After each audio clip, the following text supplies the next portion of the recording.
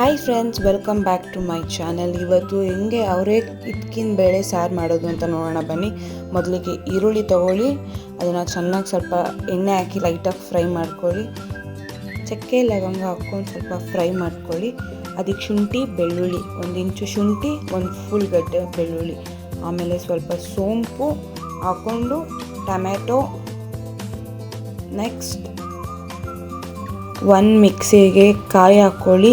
ಸ್ವಲ್ಪ ಕೊತ್ತಂಬರಿ ಸಾಕು, ಜಾಸ್ತಿ ಬೇಡ. ಆಮೇಲೆ ಹುರ್ಕೊಂಡಿರೋ ಐಟಮ್ಸ್ನೆಲ್ಲ ಮಿಕ್ಸಿಗೆ ಹಾಕ್ಕೊಂಡು ಸ್ವಲ್ಪ ಗಸಗಸೆ, 1 ಪ್ಯಾಕೆಟ್ ಗಸಗಸೆ,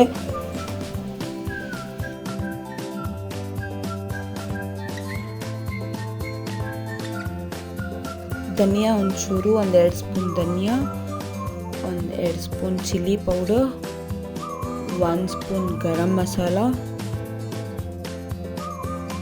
ಅರ್ಧ ಸ್ಪೂನ್ ಸಾಂಬಾರು ಪೌಡರ್ ಟೇಸ್ಟಿಗೆ.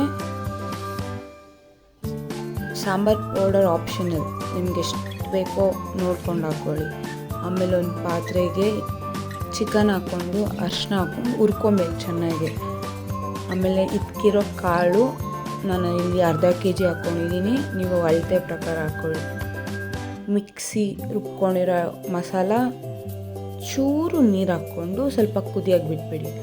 ಆಮೇಲೆ ಒಂದು 15 ಮಿನಿಟ್ಸ್ ಆದಮೇಲೆ ಫುಲ್ ನೀರು ಹಾಕ್ಕೊಂಡು ನಿಮ್ಗೆ ಹೆಂಗೆ ತಿಕ್ನೆಸ್ ಬೇಕೋ ಇಲ್ಲ ತೆಳ್ಳಗೆ ಬೇಕೋ ಹಾಕ್ಕೊಂಡು, ನಾನು ಇಲ್ಲಿ 2 ಸ್ಪೂನ್ ಉಪ್ಪು ಹಾಕ್ಕೊಂಡಿದ್ದೀನಿ, ರುಚಿಗೆ ತಕ್ಕಷ್ಟು. Simple recipe. Thank you for watching. Please like ಮಾಡಿ, ಸಬ್ಸ್ಕ್ರೈಬ್ ಮಾಡಿ. ಇನ್ನೂ ಒಳ್ಳೊಳ್ಳೆ ರೆಸಿಪಿಗೋಸ್ಕರ ಕಮೆಂಟ್ ಮಾಡಿ ನಮ್ಮ ಚಾನಲ್ನ ಬೆಳೆಸಿ. Thank you. Love you all.